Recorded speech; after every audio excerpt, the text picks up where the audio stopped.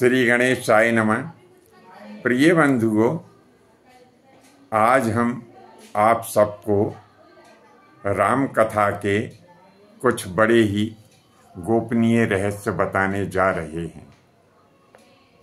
अब आप सबने राम कथा तो जरूर पढ़ी होगी, सुनी होगी, लेकिन बहुत सारे रहस्यों के बारे में आपको जानकारी नहीं है।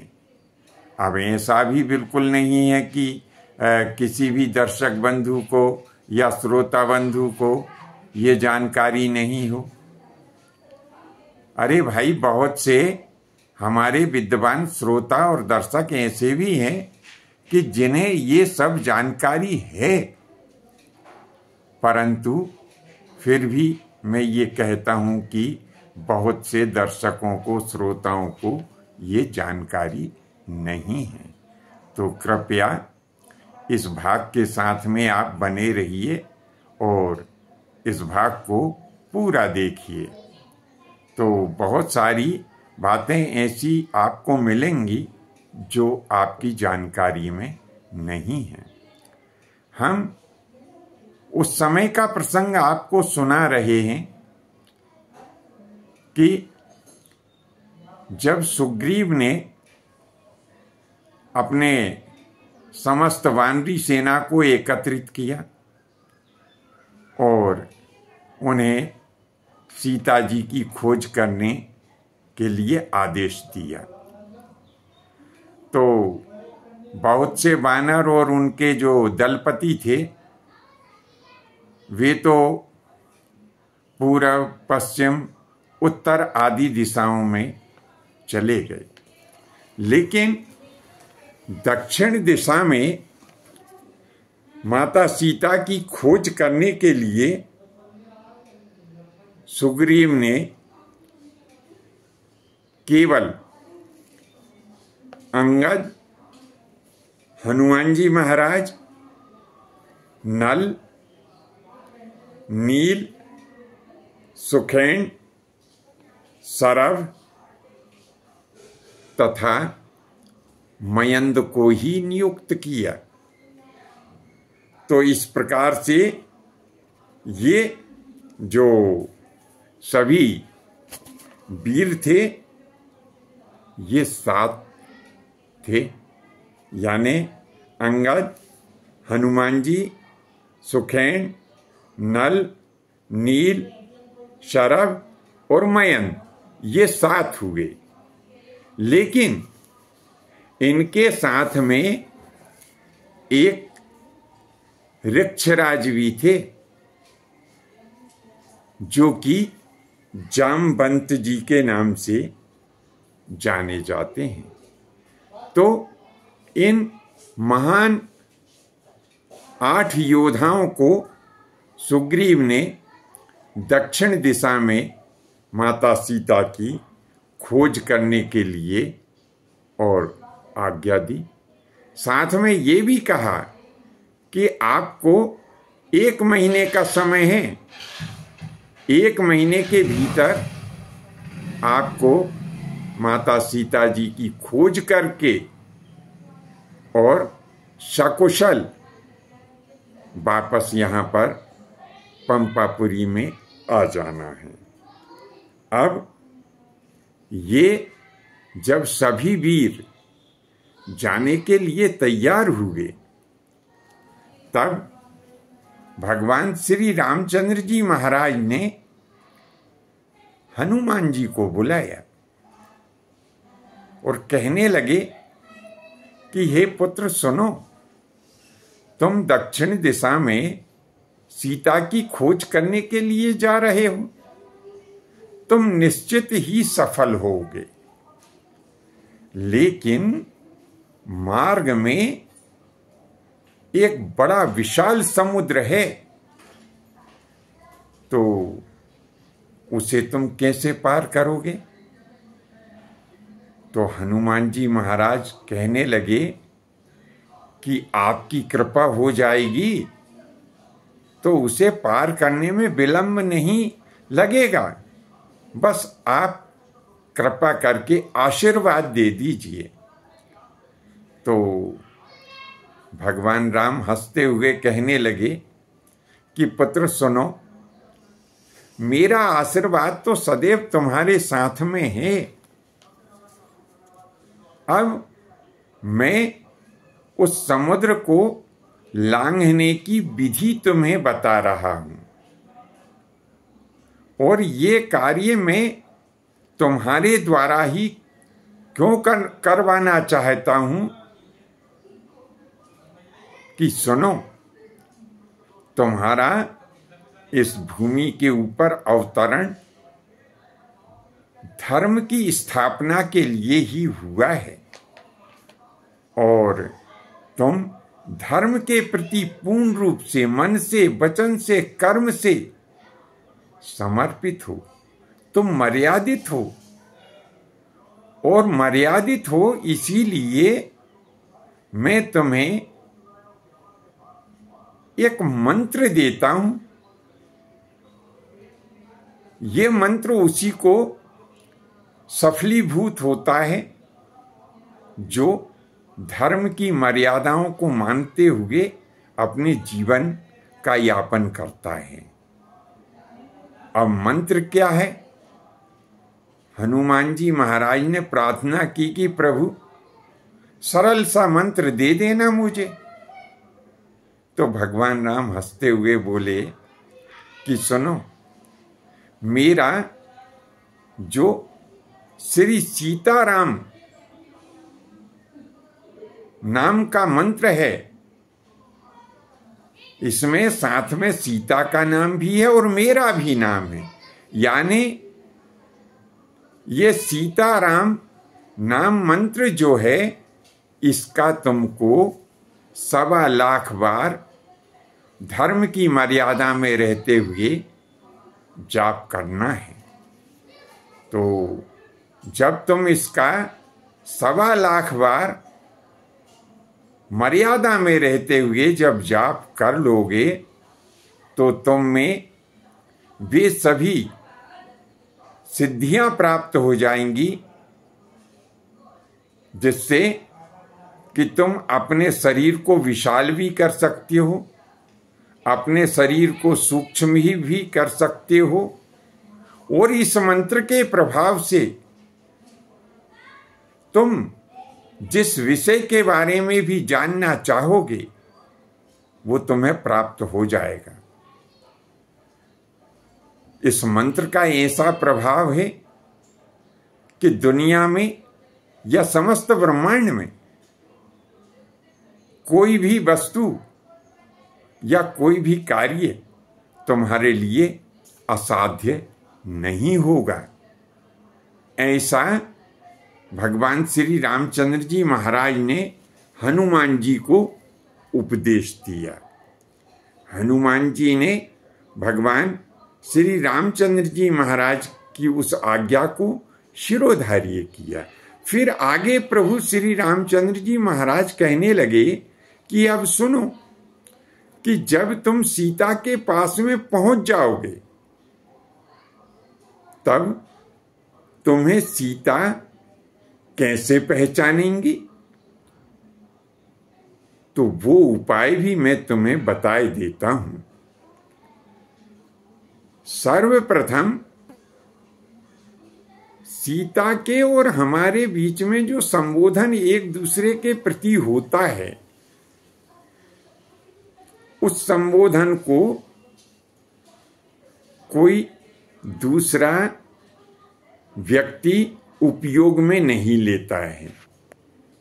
वो संबोधन क्या है कि मैं सीता को जानकी कहता हूं और जानकी मुझे करुणा निधान कहती हैं।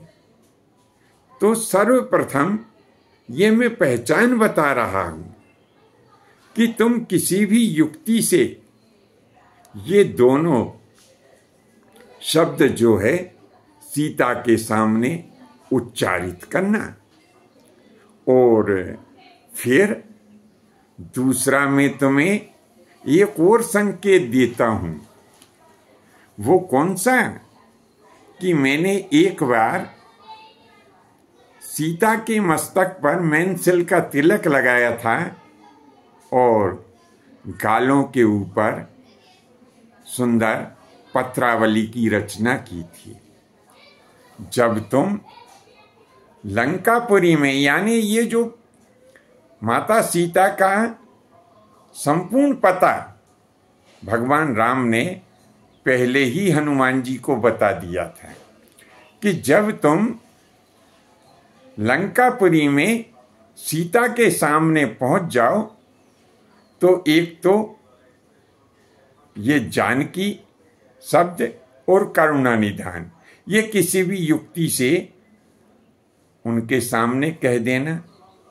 और ये मेंसिल वाली जो घटना है और जो गालों के ऊपर मैंने पत्रावली की रचना की थी, ये सब तुम्हें सीता के सामने जा कर के और कहना है। तो इससे क्या होगा कि सीता को तुम्हारे ऊपर पूर्ण विश्वास हो जाएगा और ये वो परम गोपनीय रहस्य है। इस रहस्य को और दूसरा कोई जानता नहीं है।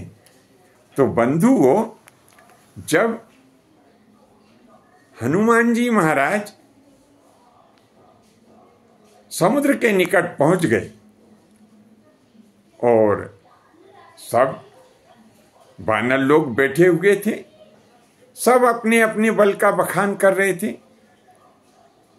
लेकिन हनुमान जी तो भगवान राम के ध्यान में थे। उस समय जामवंत जी ने उनसे कहा कि हे हनुमान, तुम्हारा इस धराधाम के ऊपर प्रकाट श्री राम के कार्य को करने के लिए हुआ है, इसीलिए तुम लंकापुरी जाओ और सीता जी की खोज करके सुसमाचार लेकर के वापस आ जाओ। जामवंत जी के वचन सुनकर के हनुमान जी को अपने बल का भान हो गया। फिर क्या हुआ कि एक बड़े विशाल पर्वत के समान हनुमान जी ने अपना रूप धारण कर लिया और एक पर्वत के ऊपर चढ़ गए। और जैसे ही उन्होंने आकाश मार्ग से जाने का विचार किया, क्योंकि उन्होंने वो राम जी के द्वारा दिया गया जो सीताराम नाम मंत्र था, उसका 1.25 लाख विधि पूर्वक जाप कर लिया था। हनुमान जी महाराज ने विचार किया कि यदि मैंने मन से, वचन से और कर्म से इस मंत्र को जपा हो तो मैं निश्चित ही आकाश मार्ग के द्वारा लंकापुरी चला जाऊं। फिर क्या हुआ कि जय गिरि चरण देहि हनुमंता, चले हो सो गा पाताल तुरंता। जिस पर्वत के ऊपर हनुमान जी ने चढ़ के और लंकापुरी के लिए जो छलांग लगाई थी, वह पर्वत नीचे बैठ गया, जमीन में धंस गया और हनुमान जी महाराज लंकापुरी पहुंच गए। मैं संक्षेप में बता रहा हूं कुछ कथाएं। वहां जाकर के हनुमान जी महाराज ने संपूर्ण लंकापुरी में सीता जी की खोज की। माता के दर्शन कहीं नहीं हुए। विभीषण जी ने अशोक वाटिका का पता दिया और वहां पहुंचने की विधि बताई।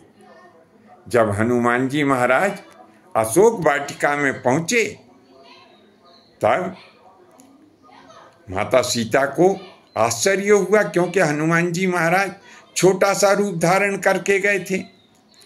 सीता जी को आश्चर्य हुआ, कहीं ये कोई निशाचरी माया तो नहीं है, हैं? तो अलग अलग तरीके से माता जी ने कई प्रश्न किए। हनुमान जी महाराज ने कहा, जब परिचय दिया हनुमान जी ने, तो वही बात हनुमान जी महाराज ने दोहराई। कैसी कि प्रभु श्री रामचंद्र जी महाराज ने आपको मेंसिल का तिलक लगाया था और आपके गालों के ऊपर पत्रावली की रचना की थी। फिर भी माता जी को कुछ संशय बना रहा। हनुमान जी महाराज विचार करते हैं कि माता जी का संशय अभी पूरा गया नहीं है। तब हनुमान जी महाराज ने क्या कहा कि राम में दूतों में मात जाने की, सत्य शपथ करुणा निधान की। हे माता जानकी, मैं राम जी का दूत हूं। जैसे ही जानकी शब्द सुना तो माता जी एकदम कुछ चौंक गई। अरे ये तो जो है भगवान राघवेंद्र सरकार के अतिरिक्त तो कोई नहीं जानता। मुझे जानकी संबोधन तो केवल भगवान मेरे प्रभु श्री रामचंद्र जी महाराज ही देते हैं।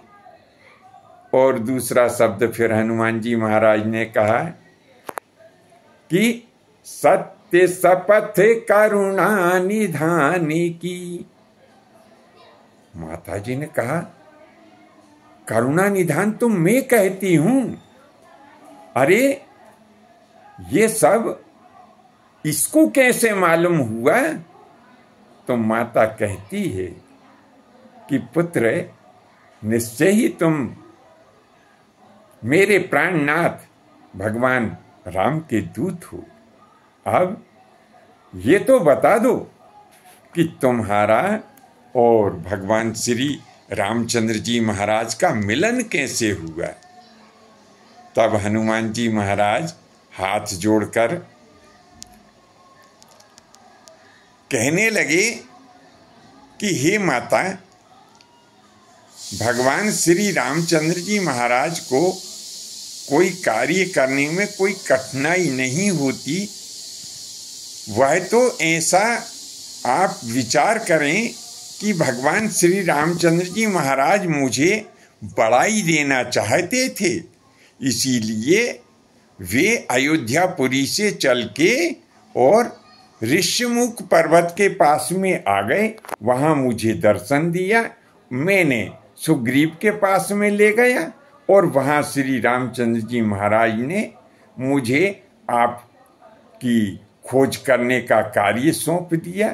तो ये तो भगवान श्री रामचंद्र जी महाराज की अद्भुत कृपा है। तो बंधुओं, आज हमने वह बात आपको बताई कि वह कौन सी सिद्धि थी, वह कौन सा उपाय था जिसके कारण हनुमान जी महाराज 100 योजन का समुद्र पार कर गए थे। आपको विषय वस्तु अच्छी लगी हो तो कमेंट्स बॉक्स में लिखें। आज के लिए बस इतना ही। शेष अगले भाग में नए विषय के साथ उपस्थित होंगे। आज्ञा दीजिए। धन्यवाद। जय माता की, जय परशुराम जी।